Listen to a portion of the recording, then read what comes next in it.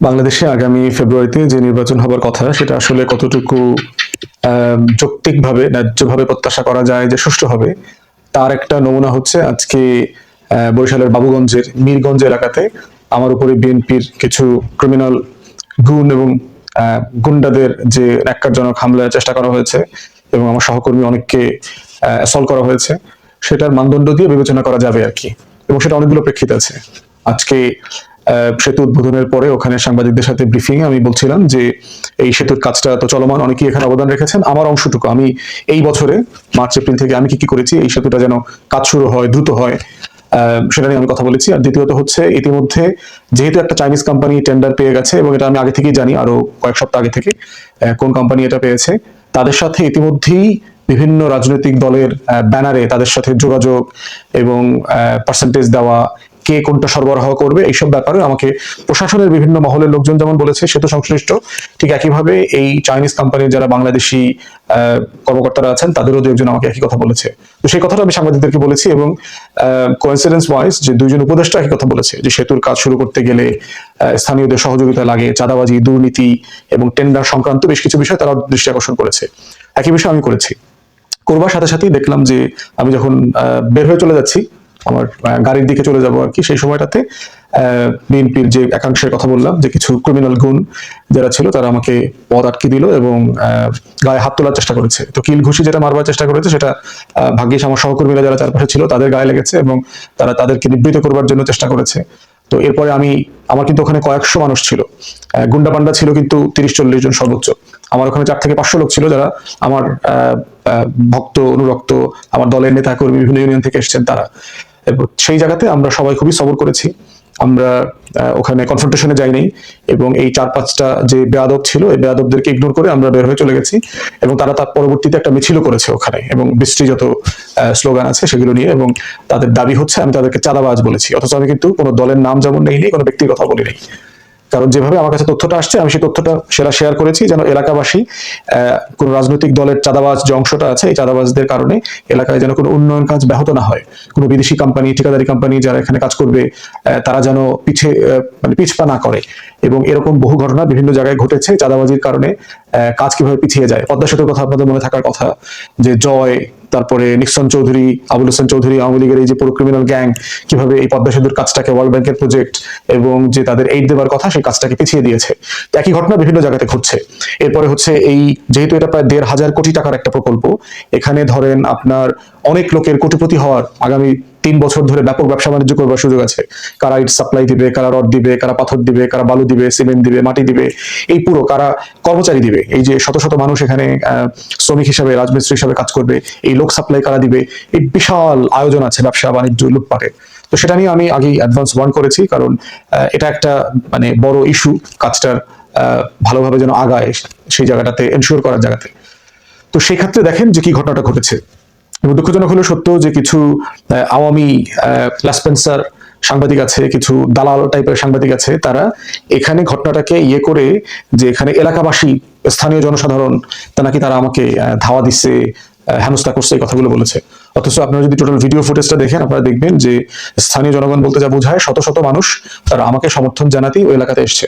তো এখানে অল্প কয়টা ওই ক্রিমিনাল গুণ 15-20-30টাকে দেখলাম যারা পরবর্তীতে মিছিল মিটিং করেছে এবং আমার এলাকারও আছে, এবং সবাইকে আইডেন্টিফাই করেছি, সবার নাম, ঠিকানা, দলের কোন দল করে এবং কোন দলের কোন অঙ্গ সংগঠন, সেখানে তাদের পদবি কি, এলাকা কি, সব বিস্তারিত তথ্য ইতিমধ্যে আমরা যেখানে যেখানে দেওয়ার দরকার সব জায়গায় আমরা পাঠিয়েছি, ইনক্লুডিং তাদের দলের হাইকমান্ডে আর কি, যে তারা যদি সত্যিকারের সংস্কারের রাজনীতি চায়, বিএনপি যেটা দাবি করেছে, বেগম জিয়া যে সংস্কারের রূপরেখা দিয়েছে কয়েক বছর আগে, তারেক রহমান যে 31 দফা সংস্কারের প্রস্তাব দিয়েছে, সেটা যদি তারা সত্যিকার ভাবে চায় তাহলে আমরা দেখতে চাই যে খারাপ লোকগুলো মুক্ত একটা দল তৈরি করবে, যেটা অনেক বছরের প্রত্যাশা যেমন আছে, গত 16 মাসেও কিন্তু এই প্রত্যাশাটা বারবার ফিরে আসছে যে বিএনপি তৃণমূলে মোটা দাগে অধিকাংশ মানুষ হচ্ছে বিএনপির ভালো মানুষ। আমার এলাকাতেও তাই, অধিকাংশ বিএনপি নেতাকর্মীরা যারা এখানে কাজ করছেন তারা দিব্যি জিয়া পরিবারের রাজনীতি করেন এবং বিএনপির আদর্শের রাজনীতি করেন, কিন্তু একটা ক্রিমিনাল গুণও আবার এর ভিতরে আছে 5-10%। এরা হাইব্রিড, এদের কেউ কেউ আওয়ামী লীগ করছে, কেউ কেউ একসময় বাপ ছাত্রলীগ করা, বাপ আওয়ামী লীগ করা, সুবিধাভোগী দোষরীপনা করেছে, এখন আবার দল পাল্টাইছে, ভুল পাল্টাইছে, কারণ ব্যবসা বাণিজ্য দরকার, সবকিছু মিলায় মাদক ব্যবসায়ী, খুনের মামলার আসামি, তারপরে হেন কোনো অন্যায় কাজ নাই, চাঁদাবাজি, সিন্ডিকেট সব তারা এখানে করে। তো এগুলোর ব্যাপারে অনেকগুলো মামলাও আছে, জেনুইন মামলা আছে। এখন প্রথম প্রশ্ন হচ্ছে যে বিএনপি কি আসলে একটা ভালো নির্বাচন চায়? এবং এই ঘটনাটা কিন্তু শুধু আমার এলাকায় ঘটছে না, এইটা সারা দেশে ঘটতেছে। জোনায়েদ সাকিব ভাইয়ের এলাকাতে হয়েছে, ভিপি নূরের এলাকাতে হয়েছে, ডাকসুর সাবেক ভিপি মান্না ভাইয়ের এলাকাতে হয়েছে, আমার এলাকাতে হলো। তারপরে এই যে টোটাল গণতন্ত্র মঞ্চ, 12 দলীয় জোট, সমমনা 12 দলীয় জোট, যাদেরকে বিএনপি ব্যবহার করেছে গত কয়েক বছর থেকে, তাদের সবার উপরে এই ঘটনাটা ঘটছে। তাহলে বিএনপি আসলে দেশ কিভাবে চালাবে? তার দলটাকে সে ন্যূনতম ডিসিপ্লিনের মধ্যে আনতে পারছে না, এবং না আনতে পারার ফল কি হবে? যদি কোনোভাবে বিএনপি ক্ষমতায় যায়, তাহলে 2001 থেকে 6 যেটা হয়েছে, অপারেশন ক্লিন হার্ট করতে হবে, র্যাবের মতো এলিট ফোর্স করে নিজের দলের নেতাকর্মীকে হাজারে হাজারে মারতে হবে, কারণ এই ধরনের গুন্ডা পান্ডা দিয়ে একটা সংস্কারের রাজনীতি বিএনপি করতে পারবে না। অতএব সেই জায়গাতে বিএনপি নেতৃবৃন্দকে আমরা আহ্বান করছি যে কারা কারা আপনার দলের এখানে এই ধরনের গুন্ডামির সাথে জড়িত, তাদেরকে আইডেন্টিফাই করেন। আপনারা ইতিমধ্যে দেখতে পাচ্ছি প্রচুর খারাপ লোকদেরকে, যাদেরকে বহিষ্কার করা হয়েছিল, তাদেরকে আপনারা ফিরায় নিয়ে আসছেন দলের ভিতর, এবং তারাই এলাকাতে ত্রাসের রাজত্ব কায়েম করেছে। আমার প্রত্যেকটা মিটিং এ ডিস্টার্ব করতেছে, যারা যারা প্রোগ্রামে আসবে অথবা এসেছে তাদেরকে আগে পরে গিয়ে হুমকি দিচ্ছে, মোবাইলে হুমকি দিচ্ছে, রামদায় দিয়ে কোপাবে, এটার বলছে। আমার প্রায় 15 থেকে 20 জনের মতো নেতাকর্মীকে মারধর করেছে বিভিন্ন জায়গাতে। আজকেও প্রায় 8-10 জনকে সরাসরি মারধর করেছে, চশমা ভেঙে ফেলেছে, ধাক্কা দিয়ে নদীতে ফেলে দেওয়ার চেষ্টা করা হয়েছে, পাঞ্জাবি ছিঁড়ে ফেলেছে, এই কাজগুলো করতেছে, এবং এটা সারা দেশে করতেছে। অতএব সেই জায়গাতে কিন্তু বিএনপি এমন একটা রিয়েলিটি তৈরি করতেছে যে আসন্ন নির্বাচনটা, যদিও বিএনপির কোনো বড় সমমানের প্রতিপক্ষ নাই, কিন্তু সে সবাইকে আওয়ামী লীগের যে মানসিকতা, সেই নব্য আওয়ামী ফ্যাসিবাদের তরিকায় ডিল করতেছে। তো দিন শেষে এটা আমাদের কাম্য না। আমরা এই বিএনপির মুসলিম নেতাকর্মীদের জন্য গত বছরগুলোতে হাসিনার ফ্যাসিবাদের সময় আমরা কিন্তু প্রতিবাদ করেছি। যখন বিএনপির বড় বড় নেতারা আওয়ামী লীগের দালালি করেছে, আওয়ামী লীগের সাথে আতাত করে আন্দোলন ব্যর্থ করেছে, তখন কিন্তু আমরা ঝুঁকি নিয়ে বিএনপির মুসলিম লোকদের জন্য কথা বলেছি। বিএনপির লক্ষ লক্ষ গ্রেফতার হওয়া তৃণমূল নেতাকর্মীদের জন্য কথা বলেছি, জিয়া পরিবারের সম্মান মর্যাদার জন্য কথা বলেছি, এখনো বলে যাচ্ছি। অতএব সেই জায়গাতে আমরা আহ্বান করব বিএনপিকে যে আপনাদের নির্বাচনকে সামনে ঘিরে তরিকাগুলো পুনর্বিবেচনা করা দরকার।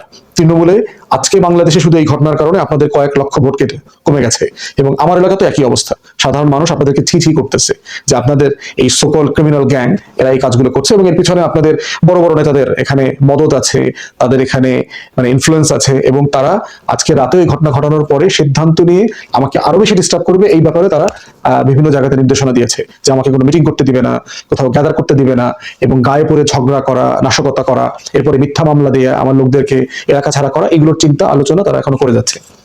এরপরে প্রশ্ন হচ্ছে প্রশাসন। দেখেন, এরকম একটা ঘটনাতে একটা ব্রিজ আমার পাশের থানা মুলাদিতে উদ্বোধন হওয়ার কথা ছিল গতকালকে, যেখানে মাননীয় উপদেষ্টা আসিফ মাহমুদ সজীব ভাইয়ের জুমে এটা উদ্বোধন করার কথা। এলজিআরডি সচিব উপস্থিত হয়েছিলেন, এবং আরো যারা মন্ত্রণালয়ের এবং প্রশাসনের কর্মকর্তারা ছিলেন, ডিসি বরিশালের ডিসি মহোদয় এখানে ছিলেন। তো ওনাদের সামনে বিএনপির লোকজন সিম্পলি গিয়ে পুরো মঞ্চ, চেয়ার টেয়ার সব ভেঙে প্রোগ্রাম বন্ডুল করে দিয়ে আসছে। তাহলে চিন্তা করে দেখেন, 2 দিনের মধ্যে একই এলাকাতে একই রকম আচরণ, এবং সেটা প্রশাসনের নাকের ডগায় ঘটতেছে। এখন প্রশ্ন হচ্ছে যে এই প্রশাসন দিয়ে আমরা কি আসলে একটা ভালো নির্বাচনের আশা করতে পারি কিনা? আমি মোটেই আশাবাদী না। এবং এই ঘটনাগুলো যে ঘটবে, আমি গতকালকে বরিশালের প্রশাসনের সকল লেভেলের কর্মকর্তাকে জানিয়েছি, যেহেতু আগের দিন মুলাদিতে এই ঘটনাটা ঘটেছে, আজকেও এখানে বিএনপির এক অংশ যারা এই গন্ডগোল পছন্দ করে, ক্রিমিনাল এবং গুন্ডামি মাস্তানি পছন্দ করে, এই অংশটা এটা করবে, এবং তাদের প্রত্যেককে জানাইছি। এবং স্যাডলি তারা এটা নিয়ে কোনো প্রিএম্পটিভ অ্যাকশনে যায় নাই বলে আজকের এই ঘটনাটা ঘটেছে।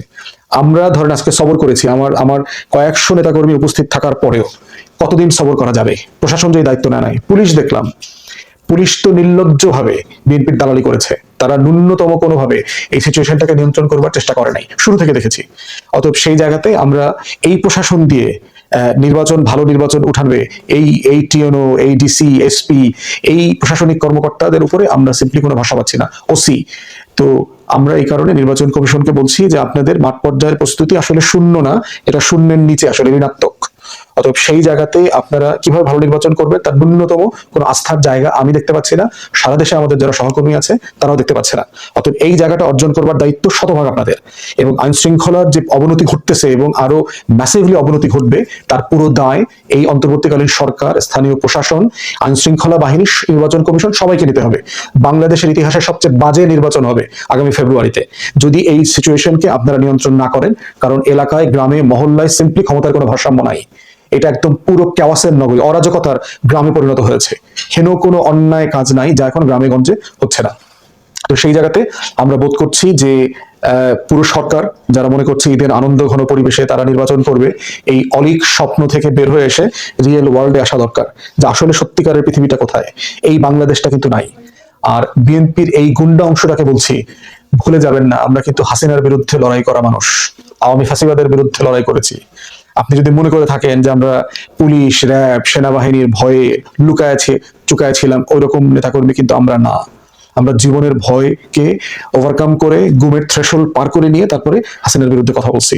অতএব আপনাদের মতো এই নতুন মানে অমাবস্যার চাঁদের মতো যারা নতুন সাহসী হইছেন আওয়ামী লীগের পতনের পরে, আপনারা আমাদেরকে এই ভয়টা দেখাবেন না দয়া করে। এটা ওয়ার্ক করবে না, এটা প্রমাণিত যেটা ওয়ার্ক করবে না। অতএব এখন আপনাদের চয়েস যে আপনারা কি লেভেল প্লেইং ফিল্ডের মধ্য দিয়ে একটা মেধা ভালো নির্বাচন করবেন, না আসলে আপনারা গুন্ডামি পান্ডামি নির্বাচন করবেন। এর পুরো দায় কিন্তু দিন শেষে আপনাদেরকে বড় দল হিসাবে নিতে হবে। আর রাজনৈতিক জোট, ভোটের সমঝোতা, এই মেরুকরণও কিন্তু ঘটছে। আপনারা বোধ করবেন না যে সারা বাংলাদেশে এবং আমাদের এলাকাতে ক্ষমতার ভারসাম্যহীনতা থাকবে, ক্ষমতার ভারসাম্য কিন্তু বদলে যাবে। অতএব সেই জায়গাটাও আপনারা মাথায় রাখেন, যেন আপনাদেরও আওয়ামী লীগের মতো এলাকা ছাড়া হইতে না হয়। দিল্লি আপনারা যাইতে পারবেন না, কারণ আপনারা আওয়ামী লীগ না। অতএব কোন জায়গায় যাবেন সেটা এখন থেকে ভেবে নেন দয়া করে, যেন আমরা এই কাজগুলো করতে বাধ্য না হই। তো সেই জায়গাতে আইন শৃঙ্খলা বাহিনীকে বলছি, প্রশাসনকে বলছি, নির্বাচন কমিশনকে বলছি যে এইটা আপনাদের একটা গিনিপিগ টেস্টের মতো, যে আসলে আপনারা ডিসাইসিভলি কি করেন। এবং ঘটনা ঘটার পর আমরা প্রশাসনকে জানিয়েছি, এখন পর্যন্ত তারা কোনো অ্যাকশনে যায় নাই। না যাওয়ার কারণে যেটা হয়েছে, এই যে দুষ্টের লালন হচ্ছে প্রশাসনের মাধ্যমে, এবং দেখলাম এই গুন্ডা পান্ডারা যারা এই দুষ্টামিটা করলো আজকে দুপুরবেলা, তারা গিয়ে আজকে এলাকায় আমার থানাতে যে নতুন টিএনও আসছে, সেই টিএনও আপার সাথে গিয়ে সবাই ছবি তুলে আসছে। তাহলে প্রশাসন কি মেসেজ দিচ্ছে আসলে? আমার থানার যে ওসি ছিল এই আজকের দিনের ঘটনায়, সে যে রোল প্লে করেছে তাকে তো ক্লোজ করে ফেলার কথা। তো এই বিষয়গুলো আমি প্রশাসনকে সিরিয়াসলি দৃষ্টি আকর্ষণ করছি, তা না হলে কিন্তু আপনাদের দায় থেকে আপনারা এড়াতে পারবেন না।